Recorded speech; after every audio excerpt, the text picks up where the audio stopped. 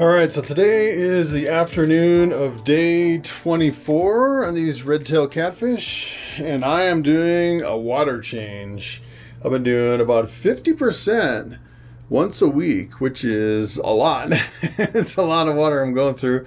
I've actually seen some guys with really big, tens of thousands of gallons, really huge aquariums for some of these monster fish, and they go through an incredible amount of water, changing that much water. So luckily this is only about, it's actually like a 350 gallons of water that I have in this tank. It's a 400 gallon hot tub, but I only have about 350 gallons in here. So I'm going to drain just about half of it. So it'll be about 175 gallons to change in this, which would be pretty awesome. So take a look at this. I have the pump. Whoa, what happened? Uh-oh. Oh, maybe it doesn't have much head pressure. That was weird. Interesting. The pressure just tanked there for a second. I'm gonna have to check my connections. I have pretty good flow coming out of there. Alright, so the hose did come disconnected from my pump. That's some pretty good flow right there. And when it came disconnected, it was just a siphon, which is kind of crazy. Take a look at the snow out here. It is coming up at the end of March and we still have snow, which is kind of crazy. And today it was almost 60 degrees. Look at all the snow we got. It's supposed to be really warm the next few days. I'm hoping all the snow melts. It's the big spring melt. Alright, so take a look at that. I brought it down further than I expected. I actually drained it for 35 minutes. Last time I drained it for 35 and it was just under those little jets.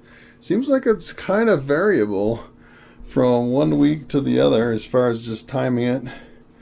But that's about halfway, so I'm going to go ahead and fill it up from here.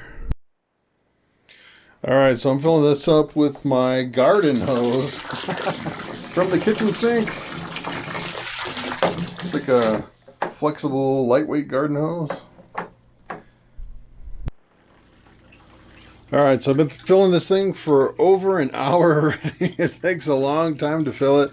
I still want to come up a few more inches on the side, maybe about 4 more inches to fill it up a little bit more. And one of the things I actually found, which I didn't realize with this crazy hose, so it's like a flexible hose that if you step on it, pressure builds up inside the hose. And I actually accidentally stepped on it, and I was stepping on it for like maybe 10 seconds.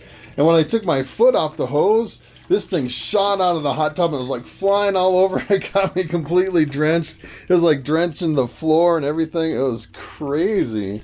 So I have to really be careful if I'm filming this, especially if I'm upstairs and I accidentally step on the hose and then take my foot off the hose. This could potentially come flying out of the hot tub and flood the house, which is kind of crazy. And then for the filter, I took the filter apart. I put new carbon in there, changed out the carbon, and all the sponges, I sprayed them all out and rinsed them all out in the sink. And I actually started it up. I don't think I'm going to feed them tonight because usually after a water change, they usually don't eat right after a water change. So I'm going to wait to feed them until tomorrow morning. Alright, so today is the early morning of day 25. Watching these 2 little red-tailed catfish grow up. We'll unplug the pump and let's take a look here. I just did a water change.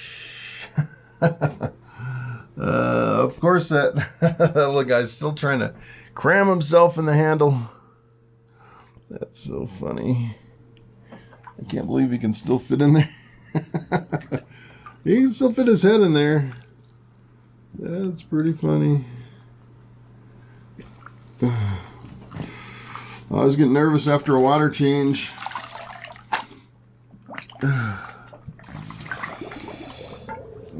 The changes in water can sometimes kill your fish, so that's one thing always kind of freaks me out. Get the wrong pH, the wrong temperature, whatever. All right, today we're doing some shrimp, wild caught shrimp. All right.